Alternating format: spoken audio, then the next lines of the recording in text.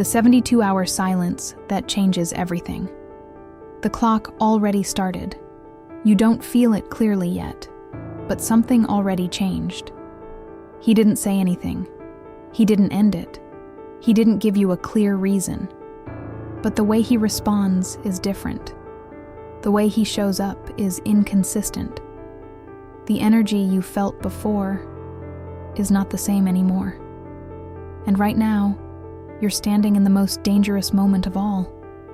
Not when he leaves, but when he starts pulling away.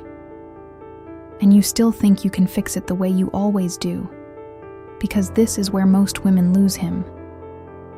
Not because they didn't care, but because they reacted the way their emotions told them to. They text more. They try to understand. They try to reconnect. And without realizing it, they accelerate the distance. Here's the truth no one told you. There is a window, a short one, a moment where everything can still shift or collapse completely. And that moment is happening now. The next 72 hours are not just time passing. They are a test, not of how much you care, but of how much control you have over yourself. Because what you do from here will either make him feel your absence or confirm that he can slowly disappear, and you will still be there. This is not about playing games. This is about understanding what your behavior is communicating, without you saying a word. And if you don't change it now, you won't lose him in one moment. You'll lose him little by little, until there's nothing left to recover. Type 1 to write the next topic, or type the changes you want. 1. The first signal you ignored. It didn't start when he pulled away. It started the moment something felt off, and you chose to stay quiet. You remember it. A message that felt colder than usual. A delay that didn't make sense. A shift in tone you couldn't fully explain, but you felt it. Your intuition noticed immediately, but instead of trusting it, you softened it. You told yourself it was nothing, that he was just busy, that you didn't want to overreact, that it wasn't worth creating tension over something small. But it wasn't small. It was the first moment you abandoned what you felt, to protect what you hoped. And that's where the dynamic began to change. Because when you ignore the first signal, you don't just stay. You adapt. You start adjusting your behavior. You measure your words. You become more careful, more flexible, more understanding. Not because it's natural, but because you don't want to lose him. And without realizing it, you send a message. Not through words, through tolerance. You show that your boundaries can move, that your discomfort can be silenced, that your presence will remain, even when something feels wrong. And this is where everything shifts, because people don't respond to what you say. They respond to what you allow. The moment you ignore what bothered you, you created space for it to happen again. And it did. Not louder, not obvious, just slightly more distant, slightly more inconsistent. Until one day, you're no longer reacting to a small change. You're trying to recover what already started fading. And here's the part that's hard to accept. He didn't suddenly change. The dynamic did, and it started with one decision. The decision to stay silent, when something inside you already knew. And in the next moment, you're going to understand why the more you try to fix it now, the worse it becomes. Type 1 to write the next topic, or type the changes you want. 2. The more you try, the worse it gets. Now you feel it slipping, and your instinct tells you to act, to fix, to reconnect, to bring back what you felt before. So you try. You send a message just to keep it light. You ask something casual just to stay present. You try to recreate the connection, without making it obvious. But it is obvious, not because of what you say, but because of why you're saying it. You're not acting from calm. You're acting from fear of losing him. And that changes everything. Because when your behavior comes from fear, it carries a pressure he can feel, even if you never say it directly. You think you're being natural, but your energy is trying to pull him back. And the more you try to pull, the more he creates space, not out of cruelty, but because something in him starts to feel heavy. Not the connection, but the expectation behind it. Marcus Aurelius wrote in Meditations, Book 8, that the mind becomes disturbed when it tries to control what is not within its power. That's exactly what's happening. You're trying to control the connection, instead of observing what it already became. And this is where most women lose themselves, because they believe effort creates closeness. But in this moment, effort creates distance. Every extra message, every attempt to fix the vibe, every subtle move to bring him back, only confirms one thing. You are more invested than he is. And once that imbalance becomes clear, the attraction begins to fade. Not because you care too much, but because you stopped choosing yourself in the process. And now, instead of being someone he's drawn to, you become someone trying to keep him. That shift is everything, because attraction is not built on effort. It's built on emotional space, and right now, you're closing that space completely, which leads to the next truth most people avoid. He didn't pull away because he lost interest. He pulled away because something in the dynamic changed. And you're about to understand exactly what that is. Type 1 to write the next topic or type the changes you want. 3. What he actually feels and never says. He didn't wake up one day and decide to lose interest. That's not how it works.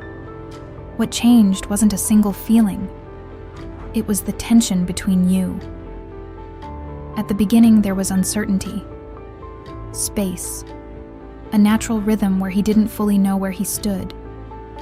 And that created curiosity. He paid attention. He invested. He moved toward you, not because you were trying to hold him, but because he still had to reach. But slowly that dynamic disappeared, not in one moment, in small shifts. You became more available, more responsive, more willing to maintain the connection at any cost. And without realizing it, you removed the space that made him move. Now, he doesn't have to wonder. He doesn't have to risk. He doesn't have to step forward, because you already did. And when that happens, something subtle changes inside him. It's not that he stops liking you. It's that he stops feeling the need to pursue. Epictetus taught that desire grows in what is not fully possessed. And this is where most people misunderstand attraction. They think giving more creates connection, but giving more, when it's not balanced, removes tension. And without tension, there's no movement.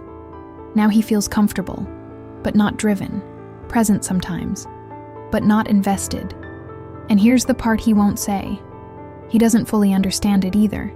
He just feels less urgency, less pull, less need to show up the way he did before.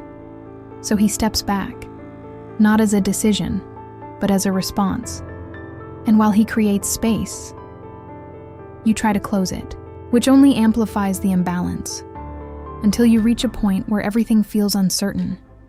You start questioning yourself, your value, your behavior. But the real question is different. When did you stop being someone he moved toward and become someone trying to keep him there? Because that's the shift. And if you don't reverse it now, you won't lose him in one moment. You'll lose him gradually, while still thinking you're close. And in the next part, you're going to see the mistake that destroys everything during these 72 hours. Type 1 to write the next topic, or type the changes you want. 4.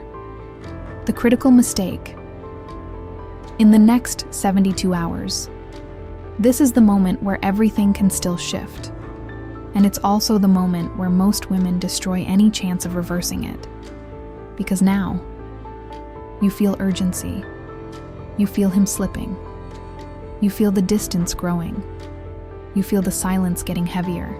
And your instinct tells you to act fast, to do something, to not let it die like this, to show him you care before it's too late. So you accelerate. You text more often. You try to keep the conversation alive. You bring up something emotional to reconnect. You try to create a moment that pulls him back. But what you don't realize is this. The more urgency you show, the more pressure he feels. And pressure doesn't bring him closer. It makes him step back even more, because now, it's no longer just a connection. It feels like a responsibility, something he has to respond to, instead of something he wants to move toward. Seneca wrote in Letters to Lucilius that what is forced loses its natural flow. And right now, you're forcing it, not with words, with energy, with expectation, with the silent need for him to respond the way you want. And he feels it, even if you say nothing directly, which creates a reaction inside him. He slows down. He delays replies. He avoids deeper conversation. He keeps distance. Not because he's trying to hurt you, but because something no longer feels light. And here's the mistake that changes everything. You interpret his distance as a sign to try harder, when in reality, his distance is a sign to stop. Stop chasing. Stop filling the silence. Stop trying to control the outcome, because every move you make from urgency confirms the imbalance. And the more that imbalance becomes clear, the less attraction survives. These next 72 hours are not about doing more. They are about doing less, but with intention. Because if you don't change your behavior now, you won't just lose him. You'll push him further away with every attempt to bring him closer. And in the next moment, you're going to see what almost no one has the courage to do. The move that actually shifts everything. Type 1 to write the next topic, or type the changes you want, 5. The move. No one has the courage to make. At this point, everything in you wants to reach out, to send something, to fix the silence, to prove that you're still there. But the move that actually changes everything is the one that goes against all of that. You step back, not to play games, not to manipulate, but to stop feeding a dynamic that is already collapsing. You stop initiating. You stop filling the gaps. You stop trying to hold something that is no longer being held from both sides. And in that moment, something uncomfortable happens. Silence. Real silence. No distraction. No illusion of connection. No small interactions keeping hope alive. Just space. And most people can't handle this part. Because silence feels like loss. But it's not. It's clarity. Marcus Aurelius wrote in Meditations, Book 6, that clarity comes when you remove what is unnecessary and see things as they are. Right now, your constant presence is hiding the truth. Your effort is masking the reality of the connection. When you step back, you reveal it. And that's why this move feels so difficult. Because now, you can't control what happens next. You can't influence his behavior. You can't guide the interaction. You can't keep the connection alive on your own. You are forced to see. Either he moves toward you, or he doesn't. And that truth is uncomfortable, but it's the only thing that sets you free. Because as long as you're filling the space, you will never know if he would. And here's the shift most people miss. Stepping back is not losing control. It is taking it back. You're no longer reacting. You're no longer chasing. You're no longer trying to convince someone to stay. You're observing. And that changes your position completely. From someone trying to be chosen to someone who is choosing. And that's where everything begins to shift. Because when you stop feeding the connection, something inside him starts to respond. And in the next moment, you're going to understand exactly when he begins to feel your absence. Type 1. To write the next topic, or type the changes you want. 6. When he starts to feel your absence. It doesn't happen immediately. That's where most people panic. You step back, and at first, nothing changes. No message, no reaction, no sign that he even noticed. And this is the moment where almost everyone breaks. Because your mind starts talking. He doesn't care. He already moved on. I lost him. So you feel the urge to go back, to send something, to reappear, to undo the silence before it becomes real. But if you do that, you reset everything. Because absence only works when it's real, not when it's interrupted by fear. Epictetus taught that what disturbs us is not what happens, but how we react to it. Right now, nothing is happening. And that's exactly what makes it powerful, because for the first time, he feels the difference. The pattern is broken. The expected message doesn't come. The usual response isn't there.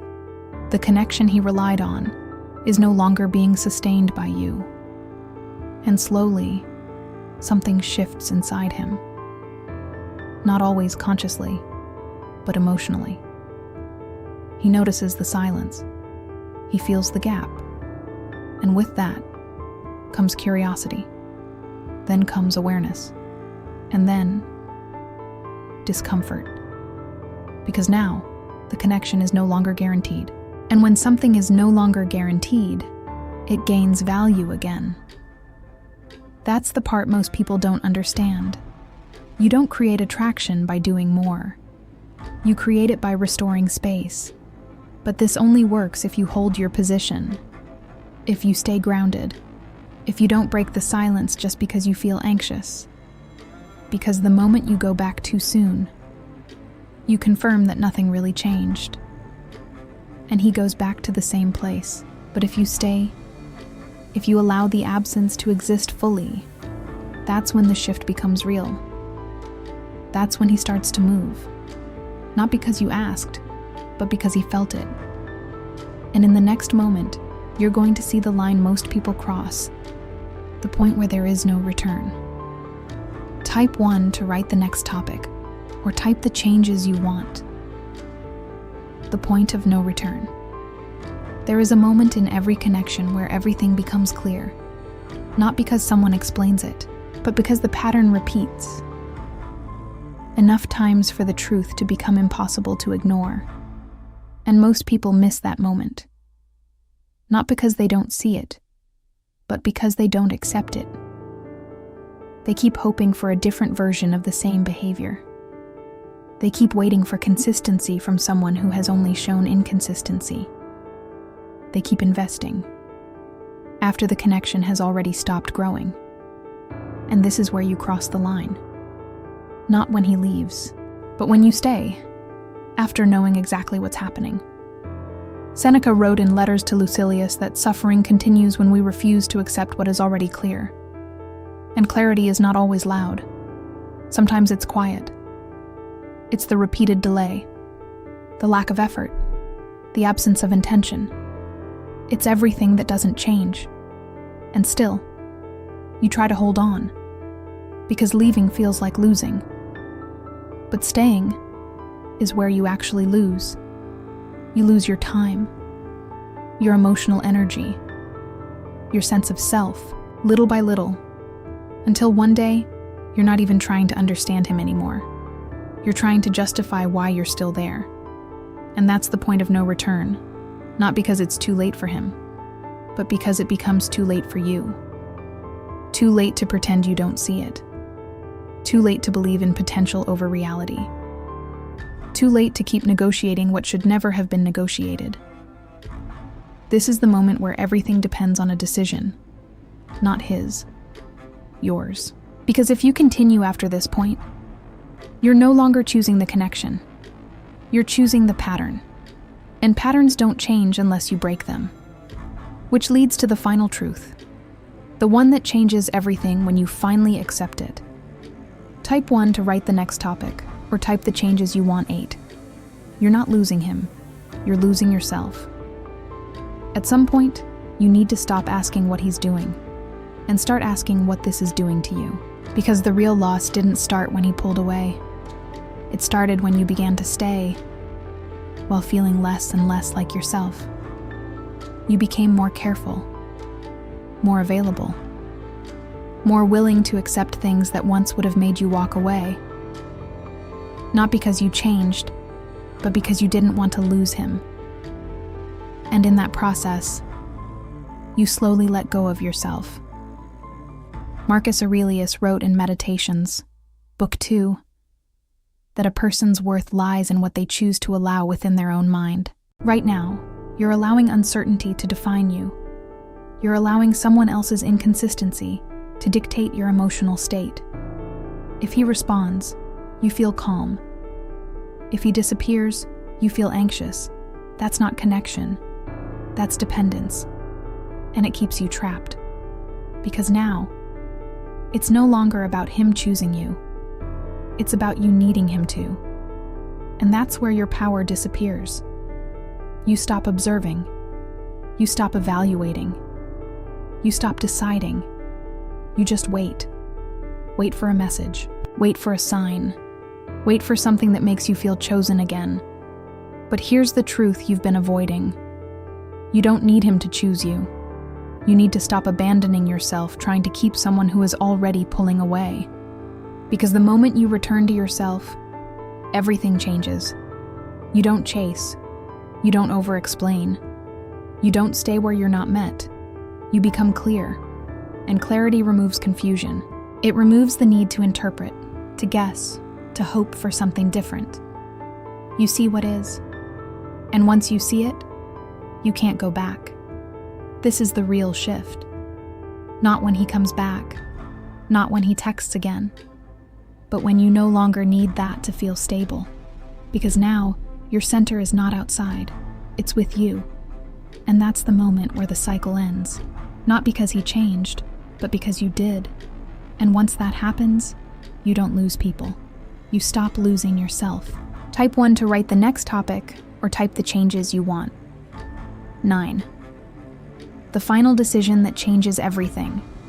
At this point, there's nothing left to understand. You've seen the pattern. You've felt the inconsistency. You've recognized how you slowly lost yourself trying to hold something that wasn't being held back. Now it comes down to one thing. A decision. Not a dramatic one. Not something you announce. Not something you explain. A quiet, internal decision. You stop chasing. Not because you're hoping he'll come back, but because you're no longer willing to stay where you're not chosen clearly. You stop adjusting your behavior to keep someone comfortable. You stop tolerating what drains you. You stop negotiating your peace for temporary attention. And for the first time, you choose yourself. Not in theory, in action. Seneca wrote in Letters to Lucilius that freedom begins when you stop depending on what is not under your control. And that's exactly what this is. You're no longer depending on his responses, his effort, his presence. You're grounded in your own, which means something powerful happens. Even if he comes back, he doesn't find the same version of you. He doesn't find someone waiting. He finds someone who is stable, clear, and no longer available for half connections. And if he doesn't come back, nothing breaks inside you. Because you already left what was breaking you. That's the difference. This is not about making him return. This is about making sure you never go back to what made you question your own worth. Because once you reach this point, you don't need closure. You don't need explanations. You don't need another chance. You just move forward. And that's where your power actually begins. Not when he chooses you, but when you stop needing him to. And that's the moment everything finally changes.